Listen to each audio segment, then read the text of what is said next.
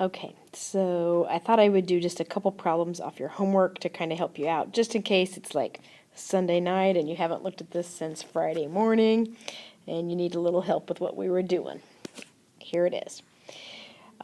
This is number 10 on your homework. You're looking at finding the derivative, but there were some special directions on this.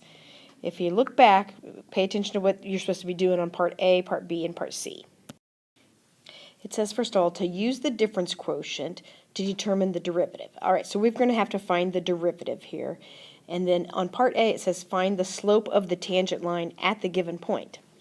All right, so once I find that derivative, I will look at when x equals 2 and plug that in, and that will get me the slope of the tangent line at that spot. Remember, the derivative is the slope of the tangent line. Now, I'm kind of picky about showing your work nice here, so kind of follow what I'm doing. We're going to look for the derivative, and that is always going to be the limit as h approaches 0 of, now I'm going to do f of x plus h. Maybe I'll go ahead and take a moment to write this. You're going to want to write really small on this. At least I'm going to have to write really small, so I'm sorry for the messy writing. But it's f of x plus h minus f of x all over h. Very first thing we're going to do is we can't do the direct substitution because that would make a 0 in the denominator. So I'm going to take this x plus h right here, and I'm going to plug it in for both of these x's, actually. All right, so it's going to look like this. 2x plus h minus x plus h squared. That's the f of x plus h. Now I have to subtract the function, so I'm going to subtract both those parts. It's going to be a minus 2x and then a plus x squared on that. And this is all over h. Now, as we get better about this, we may start doing some of this stuff in our head, and we won't take a full step to write that. We will have already distributed the 2. We will have just squared this. But since I'm reviewing it, I thought maybe I better show it. So the limit, still can't plug the h or the 0 in, so I leave my limit as h approaches 0 of 2x plus 2h. Now this is tricky. I'm going to square this quantity. I'm going to square it in my head, but I'm going to subtract it at the same time. So the first term would be an x squared, so it's a minus x squared. The middle term you get by multiplying these two and doubling it, so that's a 2xh, but it's a minus 2xh. The last term is going to be h squared, so I'm going to have a minus h squared. Then I have minus 2x plus x squared, all over h. And now what's supposed to happen is a bunch of stuff's supposed to cancel. 2x's are gone. X squareds are gone. Okay, I think that's it. Now everything that's left, the goal is to try to get rid of this h, because it's what's keeping us from doing the direct substitution. And what we need is for every term that's left to have an h so that we can divide it into each one of those, which will work right now. So each one of these terms I'm going to divide by this h. Let me go back to red here. I still have not evaluated the limit, so I want to go ahead and keep that there. 2h divided by h, 2xh divided by h, and h squared divided by h. And then that h is gone in the denominator, which is now finally when I'm going to be able to evaluate the limit. The derivative is equal to, and here I'm doing that direct substitution. I'm going to plug 0 in for h. I end up with a 2 minus 2x. Now we have to find this, but that's not really part A, B, or C. Part A says find the derivative, or find the slope of the tangent line, which is the derivative, at the given point. And up here at the very beginning, we were looking at x equals 2. So I'm going to find the derivative at 2. And the derivative at 2 would be, what, 2 minus 4, so negative 2. Okay, that right there is going to go in part A. Oops, that's a 2. Derivative at 2 is equal to -2. And that's the slope of my tangent line. Okay, that's the first part. I'm going to probably have to like trade colors and use every open space I can here. Part B says find the equation of the tangent line at that point. Well, to write the equation, I need a point and I need the slope. So I'm going to write my equation in point-slope form. Well, the slope I know. I just found it. The slope at that spot is -2. The point is going to be, well, specifically at x equals 2, so I know the x is 2. And to get the y value, I have to take that 2 and plug it back into the function and see what you get back for a y. So ultimately I'm finding f of 2. Take 2, put it back into the original function to get your matching y. So this would be 2 times 2, that's 4 minus, put a 2 in there, 4 minus 4, I get 0 on that. So what I have for a point is 2, 0. And with that point and that slope, I can write the equation of my tangent line. It's going to be y minus y equals m times x minus x. All right, got lucky with that 0, just distribute there, and you have it. This is the equation of the tangent line. This goes in part B. The last part, part C, says sketch a graph of the function and the tangent line. So we're kind of checking to see, hey, did we do this right or not? What's this going to look like? The tangent line should be pretty easy to draw. I'm going to come back and do that. Let's work on the graph itself. Some of these are easier. I kind of picked one of the harder ones of the function. Do you know what that should look like? There's different ways. I'm going to come down here. I'm going to write y equals, I'm going to flip it around and call it -x squared plus 2x. That's the original function. That's where I'm at here. And I'm trying to graph that. Then there's different ways to graph. Because it has an x squared and an x, it's not in my ideal graphing format, but I could do like the whole -b over 2a thing, and I could get the vertex. So I'm going to do that. -b over 2a, okay, that's going to get me a 1. That's the x value of my vertex. So I'm going to come over here and write that. That's the x value.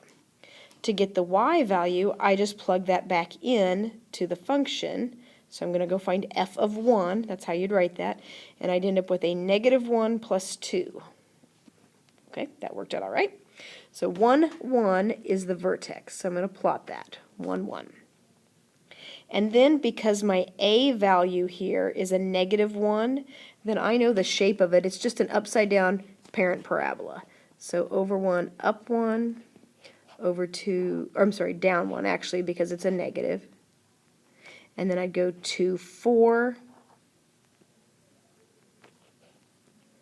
And then I go 3, 9, and that's off my graph somewhere down here and here.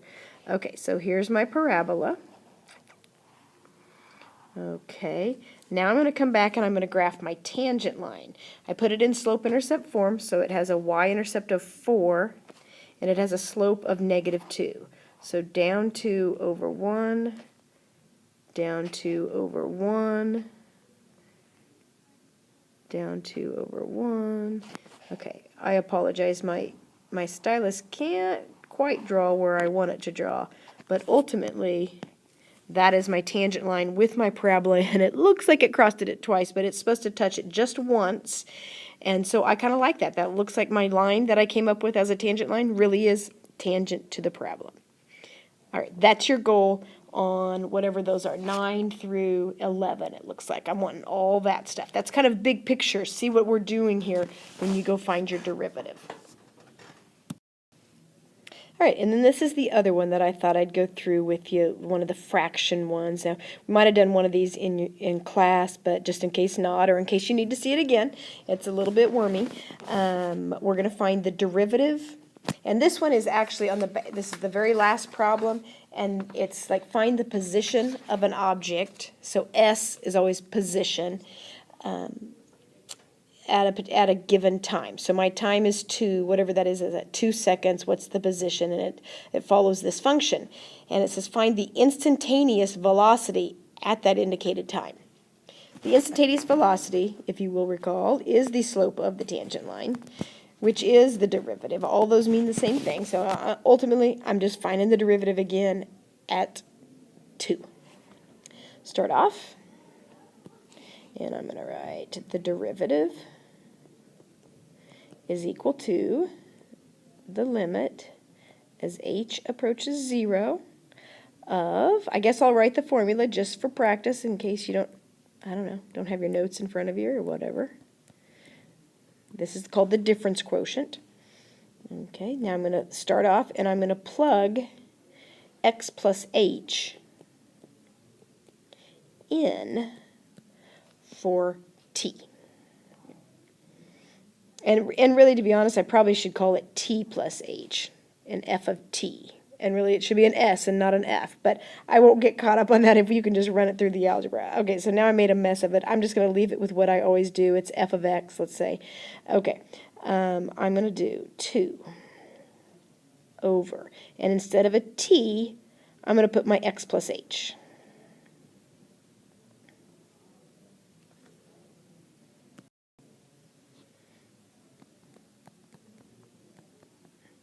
That's f of x plus h, and now I'm going to subtract the function, which is 2 over x plus 1. Sorry, got to go with that x. Got to be consistent, sorry. That should have probably gone with the t's and s's. All right, now remember that this is all over h.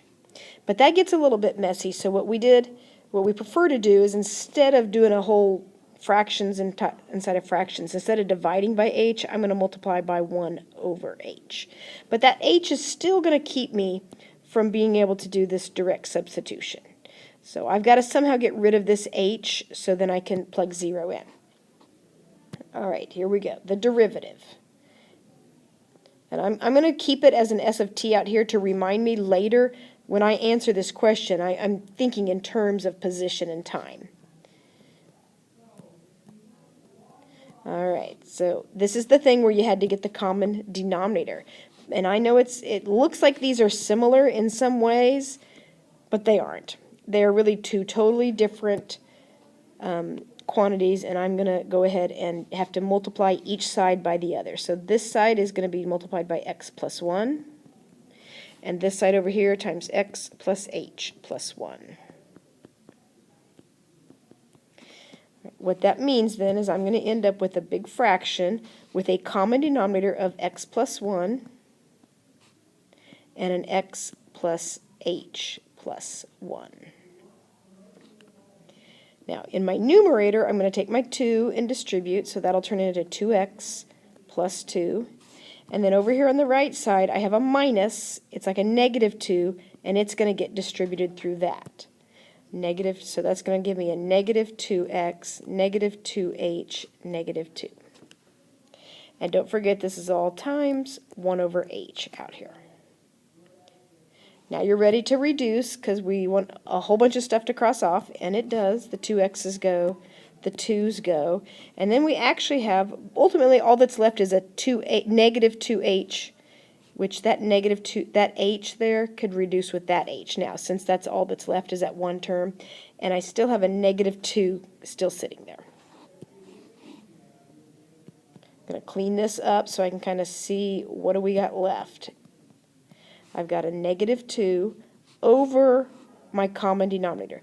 Don't take the time to go distribute this out. You don't need to do that. It's going to eventually go away anyway.